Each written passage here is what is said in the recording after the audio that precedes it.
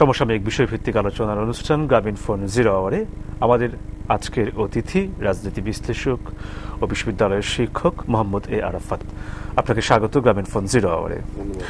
প্রিয় দর্শক, যুদ্ধাপরাধের দায়ে অভিযুক্ত দেলোয়ার হোসেন সাঈদীর মামলার রায় প্রদান বিচারাধীন বিষয় বিধায় আমরা এই রায় নিয়ে কোনো কথা বলবো না, কিন্তু যুদ্ধাপরাধীদের বিচারের রায় যখন প্রদান হচ্ছে ঠিক সে সময় এই রায়কে কেন্দ্র করে বাংলাদেশের রাজনৈতিক এবং সামাজিক কাঠামোতে এক ধরনের অস্থিরতার আমরা দেখতে পাচ্ছি, এক ধরনের ক্রিয়া এবং প্রতিক্রিয়া দেখতে পাচ্ছি।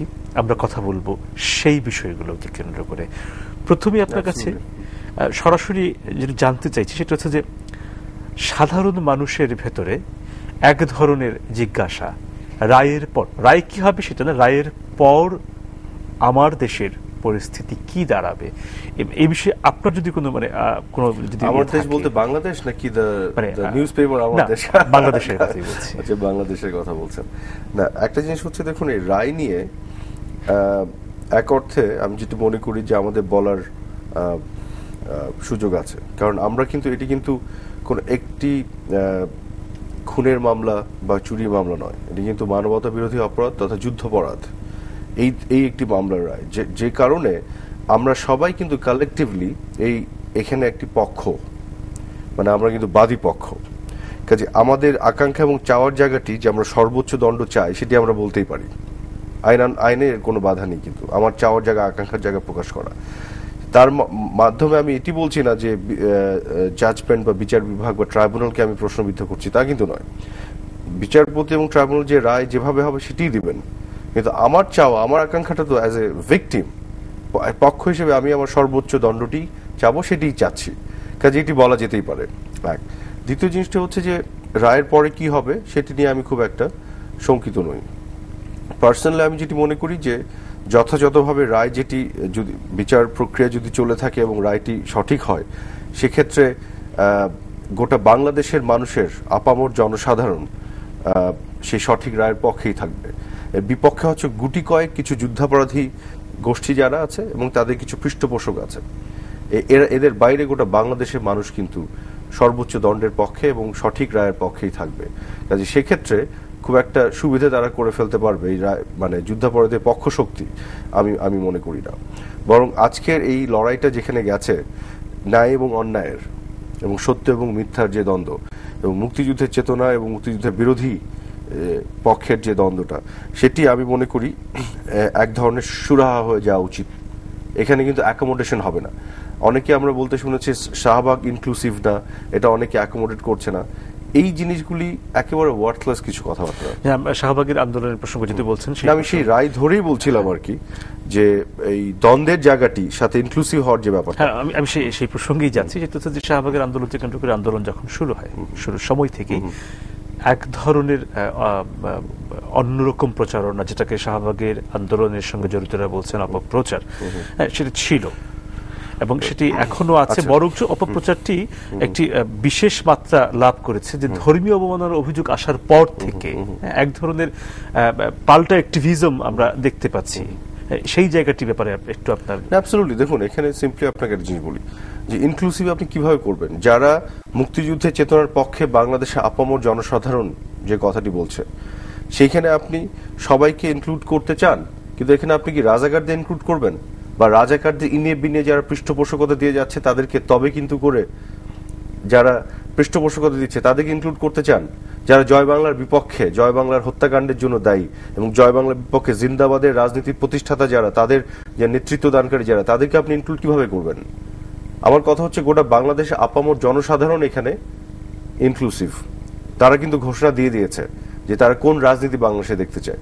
মুক্তিযুদ্ধের চেতনার বাইরে এদেশে কোনো রাজনীতি হতে পারে না।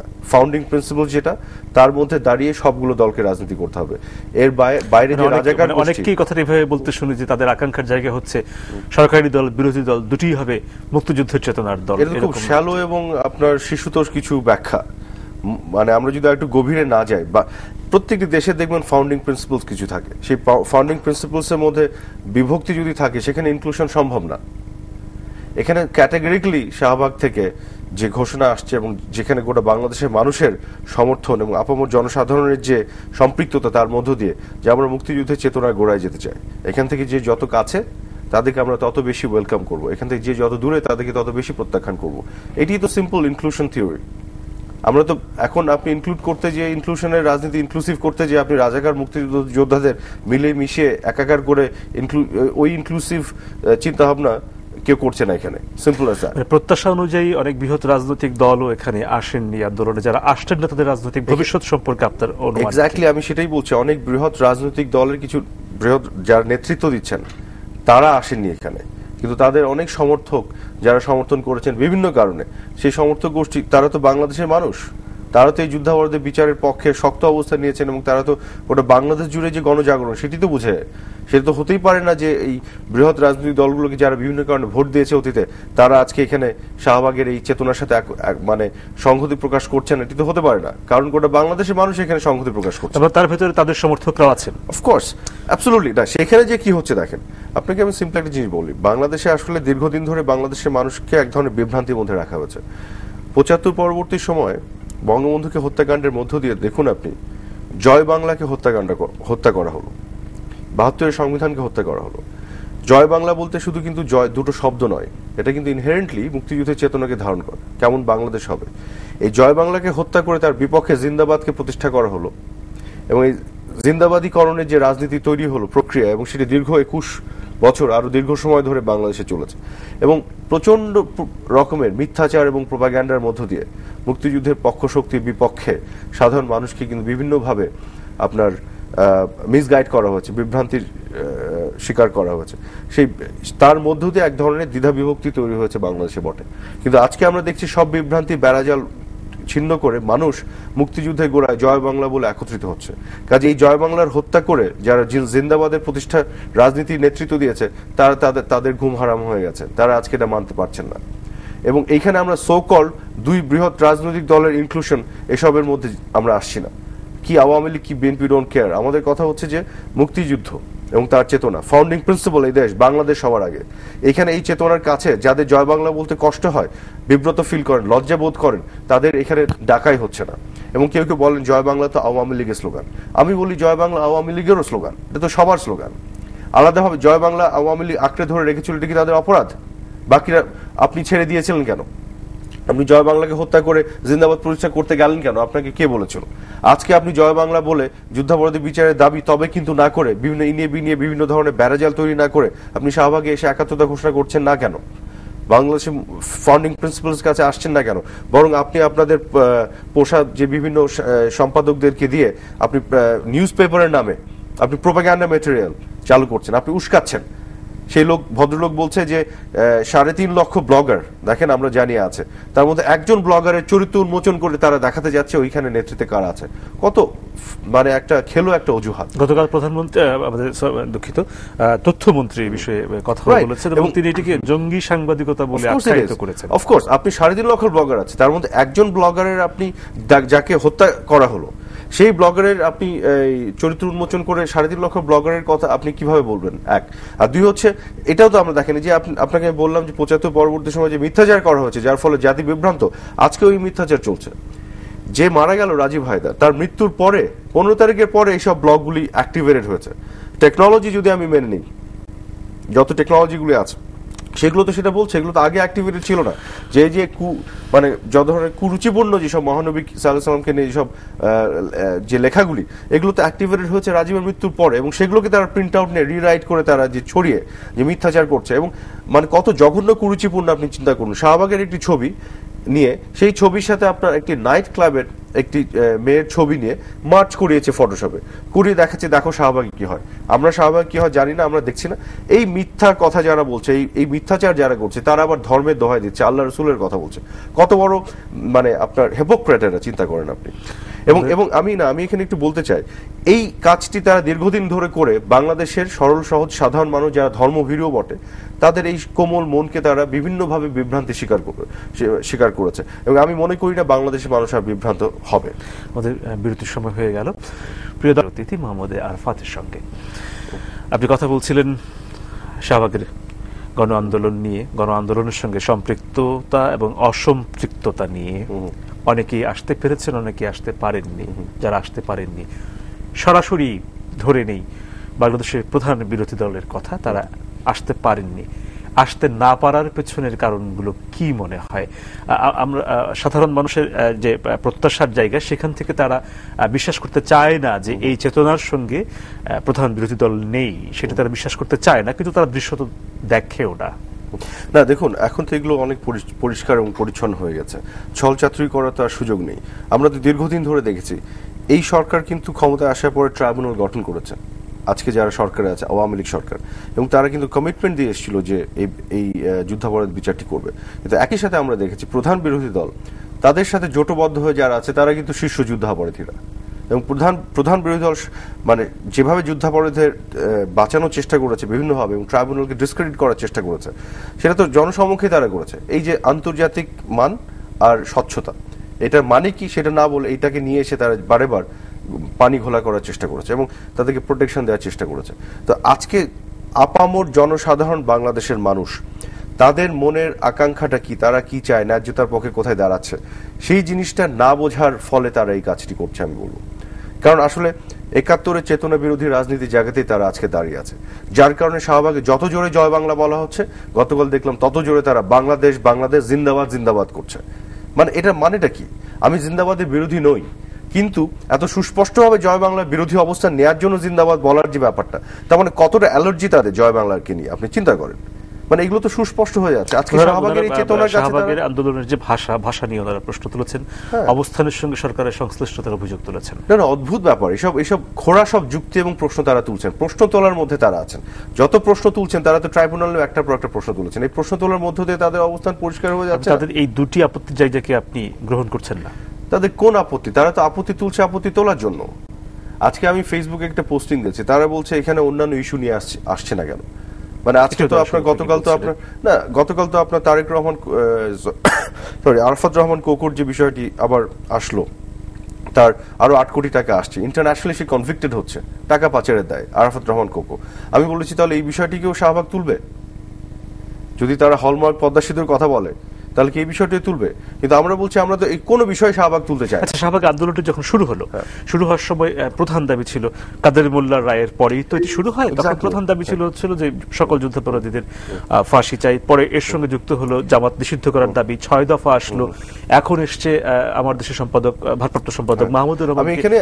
মনে হয় আন্দোলনটা ডিফোকাস হচ্ছে বলে?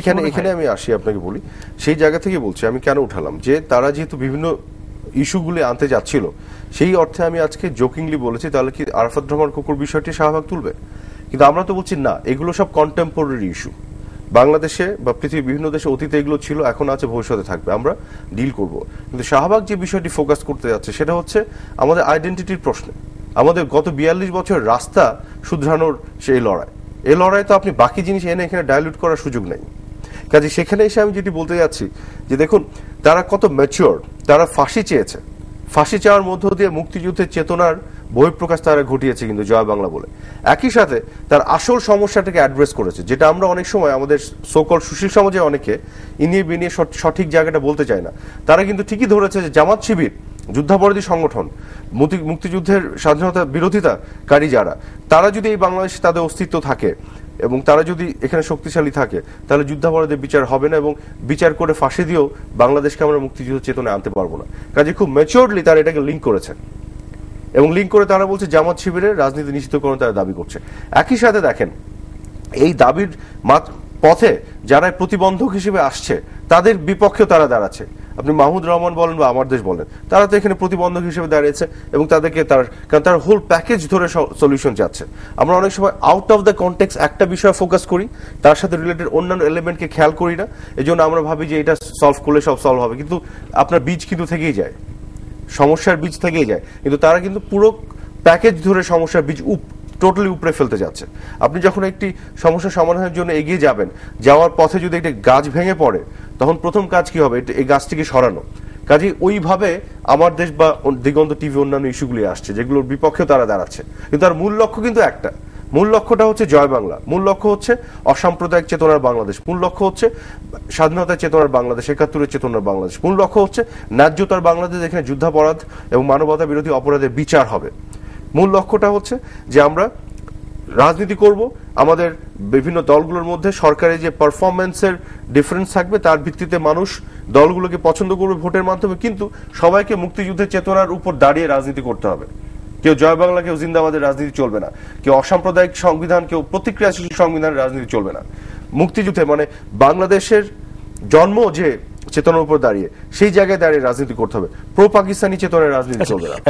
যখন মামলার রায় দেওয়া হয় ঠিক ওই সময়টাতে এই ধরনের একটি আন্দোলন বিচার প্রক্রিয়ার উপরে প্রভাব ফেলে বলে কি আপনি মনে করেন না? একেবারেই ফেলে না। আমি শুরুতেই আপনাকে বলেছি এখানে আন্দোলন তো না, এখানে সবাই জমা হয়েছে এবং খুব শান্তিপূর্ণভাবে তারা বলছে, যাই বলছে। দেখেন কেন আন্দোলন শান্তিপূর্ণ আন্দোলন, আমি বলছি যে এটা হচ্ছে মানুষের ভিতরে জমে থাকা যে ক্ষোভ আকাঙ্ক্ষার জায়গাগুলি বহিঃপ্রকাশ করেছে। কারণ এতদিন ধরে তারা তো বিভিন্ন ধরনের নৌটঙ্কি দেখছে না, যে নাটক দেখছে, তো আপনার রাজাকারদের গোষ্ঠী এবং তাদের পৃষ্ঠপোষকদের। আপনি দেখেন প্রধান বিরোধী দলের বড় দুইজন নেতা মওদুদ আহমেদ সাহেব এবং ব্যারিস্টার রফিকুল ইসলাম মিয়া এই রাজাকারদের ডিফেন্ড করার জন্য কোর্টে পর্যন্ত দাঁড়িয়েছে। এই যে বিভিন্ন ধরনের আমাদের দেশের অপপ্রচার এবং এদের যে কর্মকাণ্ড, এগুলো এইসব যে হিপোক্রিটিক্যাল এবং কন্ট্রাডিক্টরি সব কথাবার্তা এই ট্রাইব্যুনালকে ডিসক্রেডিট করার জন্য, এগুলো দেখছে তো গত 4 বছর ধরে মানুষ। দেখতে দেখতে একটা পর্যায়ে এসে সেটা বহিঃপ্রকাশ শাহবাগের মাধ্যমে ঘটেছে, গোটা বাংলাদেশের মানুষ এখানে সম্পৃক্ত হচ্ছে। ব্যাপারটি তাই, এটাকে আমি রাদার জাগরণ বলবো। ঠিক আছে, জাগরণ সেই জায়গা থেকে কিন্তু এখানে এসে তারা অ্যাজ এ সাইড অ্যাগেন, যেটা কিন্তু একটি খুনের মামলা না, এটি কিন্তু যুদ্ধাপরাধ মানবতা বিরোধী অপরাধী মামলা। এখানে রাষ্ট্র এবং জনগণ কিন্তু একটা পক্ষ, তারা ভিকটিম, জনগণ আমরা যারা এখানে আকাঙ্ক্ষার খবর জানাচ্ছি আমরা কিন্তু বাদী পক্ষ। কাজে আমরা সর্বোচ্চ বিচার চাই, এটা বলাটার মধ্য দিয়ে আইনের কোনো ব্যত্যয় ঘটছে না, আমার চাওয়ারটা আমি জানাতেই পারি। সময় শেষ হয়ে আসছে, একটি কথার প্রেক্ষিতে আপনার মন্তব্য শুনে আলোচনা শেষ করবো। সেটি হচ্ছে যে 2013 সালের শুরুতে শাহবাগের গণজাগরণ মঞ্চের আন্দোলন এবং দেশব্যাপী সেটি ছড়িয়ে পড়া, সেই জায়গা থেকে প্রশ্নটি 2013 তাহলে কি আমাদের ইতিহাসের দায় শোধের বছর হবে, নাকি ইতিহাসের নতুন সংকট শুরুর অধ্যায়ের বছর হবে? আপনার কি? এটার উত্তর দিতে ছোট্ট করে আগের রেফারেন্স একটু বলি। দেখেন পূর্ববর্তী সময়ে বিএনপি থেকে, প্রধান বিরোধী থেকে বলা হয়েছে যে আওয়ামী লীগ বা শেখ হাসিনা তার রাজনৈতিক এজেন্ডা বাস্তবায়নের জন্য বিচার করছে, কিন্তু আজকে শাহবাগ কিন্তু প্রমাণ করে দিয়েছে এটা জনগণের এজেন্ডা, সেটা বাস্তবায়ন শেখ হাসিনা করছিল। কিন্তু তারা যদি জোর করে ইনসিস্ট করে এটা শেখ হাসিনার এজেন্ডা, তাহলে শেখ হাসিনা এজেন্ডা গোটা বাংলাদেশের মানুষ এজেন্ডা হিসেবে নিয়েছে, তাহলে তো তাদের রাজনীতি পরাজিত আজকে প্রধান বিরোধী দলের। কাজে তাদের এখানে সুস্পষ্ট করতে হবে এক। এবং দ্বিতীয় বিষয়টি আপনি যেটি বলছিলেন, ইতিহাসের দায় শোধের বছর হিসেবে চিহ্নিত হবে, নাকি এটি নতুন সংকট তৈরির বছর হিসেবে? এটি সংকট তৈরির প্রশ্নই আসে না, সংকট তৈরির প্রশ্নই আসে না। আমরা যে ভুল ভ্রান্তির মধ্যে ছিলাম সেটিকে শুধরে নিয়ে আমরা এখন এগিয়ে যাওয়ার পথে আজকে থাকব। এবং এই 2013 সেই এরকমই একটি মাইলস্টোন হিসেবে ইতিহাসের পাতায় লেখা থাকবে, যেটা আমি মনে করি। মোহাম্মদ এ আরাফাত, আপনাকে ধন্যবাদ আজকের গ্রামীণ ফোন জোড়ায় উপস্থিত হওয়ার জন্য। প্রিয় দর্শক, আমরা কথা বলছিলাম যুদ্ধাপরাধের বিচারের রায় দেওয়ার সময়ে উত্তাল হয়ে ওঠা বা কিছুটা অস্থির হয়ে ওঠা বাংলাদেশের রাজনৈতিক এবং সামাজিক বাস্তবতা নিয়ে। আমরা আশা করব এই দেশ এবং এই জনগোষ্ঠীর আগামী দিনগুলো যেন একটি ভালো সময়ের ভেতর দিয়ে যায়, প্রয়োজনীয় সকল যৌক্তিক সমাধানের ভেতর দিয়ে। এই প্রত্যাশা রেখে শেষ করছি।